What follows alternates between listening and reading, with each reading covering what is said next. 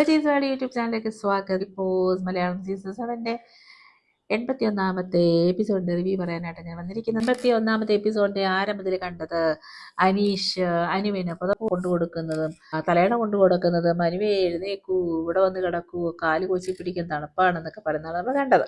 അപ്പൊ അതിന്റെ പശ്ചാത്തലമൊക്കെ അറിയാലോ. നിവിൻ വെള്ളം ഒഴിച്ചതും അനു മാറിക്കിടന്നതും ഒക്കെയാണ് അതിന്റെ തലേദിവസത്തെ എപ്പിസോഡ് നമ്മൾ കണ്ടത്.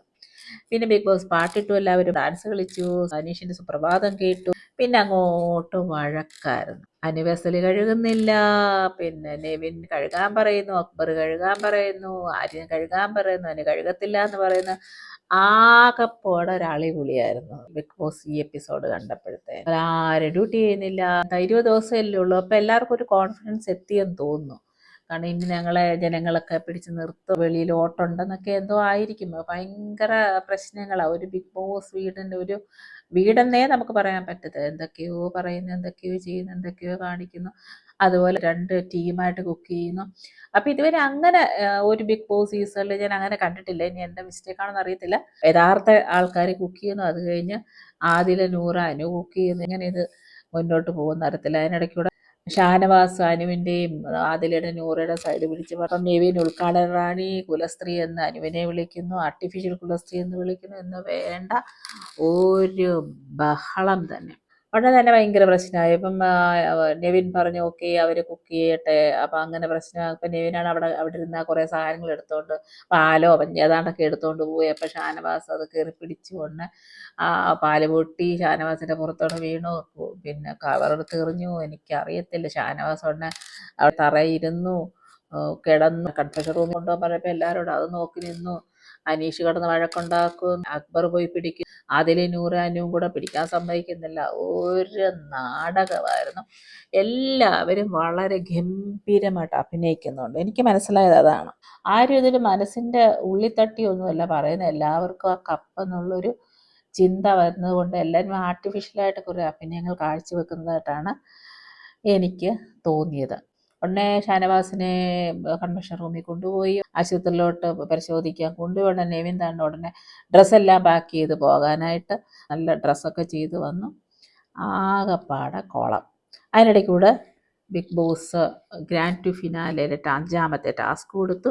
അതും അത്ര വലിയൊരു ഫിസിക്കൽ ടാസ്ക് ആണെന്നൊന്നും ആയിരുന്നില്ല. ഒരു വളയത്തിൽ അകത്ത് ബോൾ ഇട്ടിട്ട് ഇങ്ങനെ കറക്കുക. അപ്പോൾ ആ ബോള് താഴെ വീഴുന്ന ഔട്ടാവും. അതൊക്കെ കുഞ്ഞു പിള്ളേരൊക്കെ കളിക്കുന്നത് പോലെ എനിക്ക് ഫീൽ ചെയ്തുള്ളൂ. അതൊരു വലിയൊരു ഫിസിക്കൽ ടാസ്ക് ഒന്നും ആയിരുന്നില്ല. 5ാമത്തെ ടിക്കറ്റ് ഫിനാലെ ടാസ്കിലെ വിജയി നെവിനാണ്. 8 പോയിന്റോടുകൂടി നെവിൻ ജയിച്ചു. ടിക്കറ്റ് ടു ഫിനാലയുടെ 6ാമത്തെ ടാസ്ക് അത് ഒരു കൈ കൊണ്ട് മാത്രമാണ് ചെയ്യേണ്ടത്. അതിൻ്റെ കൊളുത്തിലൂടെ വേണം ആ ബാഗ് എടുക്കാനായിട്ട്. അപ്പോൾ ബാഗിലാണ് അതിൽ ഫിറ്റ് ചെയ്യുന്ന സാധനങ്ങൾ ഇരിക്കുന്നത്. അപ്പോൾ ഒരു കൈ കൊണ്ടാണത്. അത് മീൻ പുള്ളിൻ്റെ ആകൃതി. അതിങ്ങനെ ഓരോരോ കമ്പാണ്. അത് കറക്റ്റ്. അത് ഓരോ നിറത്തിലാണ്, ചുവപ്പ്, മഞ്ഞ, അങ്ങനെ ഓരോ നിറം വെച്ചിട്ടുണ്ട്. ആ നിറത്തിലാണ് അവർ ഫിറ്റ് ചെയ്യേണ്ടത്.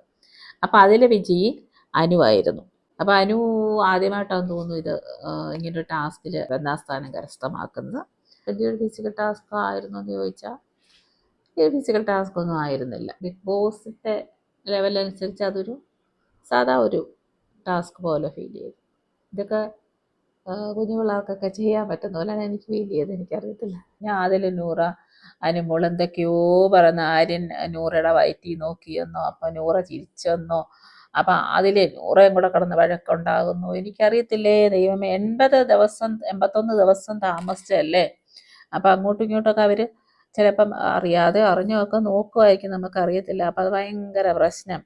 അപ്പം നൂറ ദിലിയോട് പറയുന്നു, ഇങ്ങനെ പറയുന്നത് നിർത്തിക്കോന്ന് പറയുന്നു. പിന്നെ അവർ തമ്മിൽ വഴക്കുണ്ടാകുന്നു, എന്തൊക്കെയോ പറയുന്നു. പിന്നെ അനു പറയുന്നു ഇവിടെ നിന്ന് ഇറക്കി വിട്ടാലും ഞാൻ പാത്രം കഴുകൂല എന്ന് പറയുന്നു. ചുരുക്കം പറഞ്ഞ ഈ ഒരു എപ്പിസോഡ് അടിപൊളി എപ്പിസോഡ്. എന്തൊക്കെയോ കാണിച്ചു കൂട്ടി. അങ്ങനെ എപ്പിസോഡ് അവസാനിച്ചു. അവർ ഇങ്ങനത്തെ കുറേ കാര്യങ്ങളാണ് പറയുന്നത്. അപ്പോൾ ഈ പ്രശ്നങ്ങളെല്ലാം ഉണ്ടാകുമ്പോൾ ഈ അനീഷ് ഭയങ്കര ഉപദേശങ്ങൾ, നന്മമരെ കളിക്കുക. അവിടെ ചെന്ന് പറയുന്നു, ഇവിടെ ചെന്ന് പറയുന്നു, അവിടെ എന്തൊക്കെയോ അനീഷും കാട്ടിക്കൂട്ടുന്നുണ്ട്. എല്ലാവരും അവരവരുടെ സ്പേസ് നിലനിർത്താനുള്ള വ്യഗ്രതയിലാണ് എല്ലാവരും എന്തൊക്കെയോ കാട്ടിക്കൂട്ടുന്നു, എന്തൊക്കെയോ കാണിച്ചുവിട്ട് എന്തൊക്കെയോ പറയുന്നു. അപ്പോൾ ഏതായാലും ഇനിയൊരു 21 ദിവസം കൂടെ നമ്മൾ കാത്തിരിക്കണം ആരാണ് കപ്പ ഉയർത്താൻ പോകുന്നതെന്ന്. അപ്പം ആരാണേലും നമുക്ക് സന്തോഷം. ഓക്കെ, അപ്പോൾ ഈ ചാനൽ ഇഷ്ടപ്പെട്ടെങ്കിൽ ലൈക്ക് ചെയ്യുക, കമൻറ്റ് ചെയ്യുക, സബ്സ്ക്രൈബ് ചെയ്യുക. Okay, by.